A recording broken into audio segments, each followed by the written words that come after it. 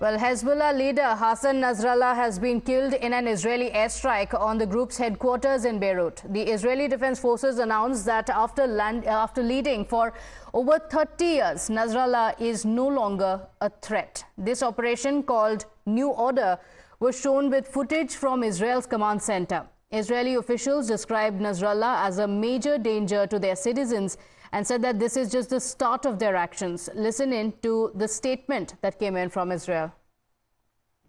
זה לא סוף ארגז הכלים, זה צריך להיות מאוד ברור. יש עוד כלים קדימה ללכת, והמסר הוא מסר פשוט, מי שמאיים על אזרחי מדינת ישראל נדע להגיע בצפון, בדרום, גם במקומות יותר רחוקים. As part of the extensive aerial operation to degrade Hezbollah's terrorist infrastructure and capabilities, we are preparing to conduct strikes on strategic assets that Hezbollah has hidden underground beneath 3 buildings in the heart of the Dakhia in Beirut. In the heart of the Dakhia in Beirut, Hezbollah constructed 3 buildings with designated underground spaces for storing strategic weapons, with the buildings above acting as a shield. Here you can see one of the buildings in the heart of the Dakhia. In the last hour, we have contacted the residents of the 3 buildings in the Dakhia. These residents are above and near Hezbollah strategic assets and must evacuate immediately for their safety and security.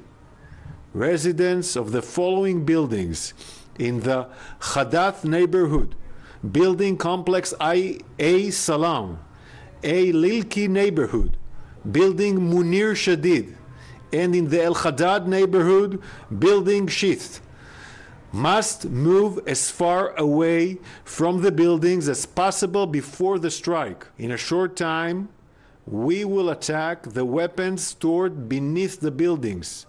The explosion, because of the missiles, may damage the structure and could potentially cause them to collapse. Hezbollah exploits and endangers Lebanese civilians, using them as a human shield for its weapons. A few hours ago, the Israeli Defense Force has confirmed the elimination of Hassan Nasrallah. Along with him were Ali Kalki and many other Hezbollah high-ranked officials, people with lots of blood in their hands. This is not the last of the tools in the IDF's toolbox. Those who threaten Israeli civilians will be found and eliminated, whether it's near or far. Just as we were prepared for this precise attack, we're prepared for many other scenarios. Well, hours after Israel announced Nasrallah's death, Hezbollah confirmed the loss of its leader. In their statement, the group vowed to keep fighting against Israel and to support Gaza and Palestine. Hamas also reacted, saying that Nasrallah's death would only strengthen the resistance. In response to Hassan Nasrallah's killing, Iran has convened a meeting of leaders from the Organization of Islamic Cooperation to discuss the situation in Lebanon and Palestine. Sources indicate that Iran's supreme leader, Ayatollah Ali Khamenei, has moved to a secure location overnight. In fact, Khamenei has also released a statement accusing Israel of targeting defenseless civilians and labeling their policies as insane. The US President Joe Biden called the Israeli strike that killed Hezbollah's Hassan Nasrallah a measure of justice for his 4-decade reign of terror. Now, in the first public remarks since the killing, Netanyahu said that the killings of the top Hezbollah commanders was not enough, and he decided Nasrallah also needed to be killed. Israeli Prime Minister Benjamin Netanyahu said that assassinating Hezbollah leader Hassan Nasrallah became an essential condition for Israel to achieve its war goals. He blamed Nasrallah for being the architect of a plan to annihilate Israel. Netanyahu also repeated his threat against Iran. מדינת ישראל חיסלה אתמול את רב המרצחים חסן נסראללה.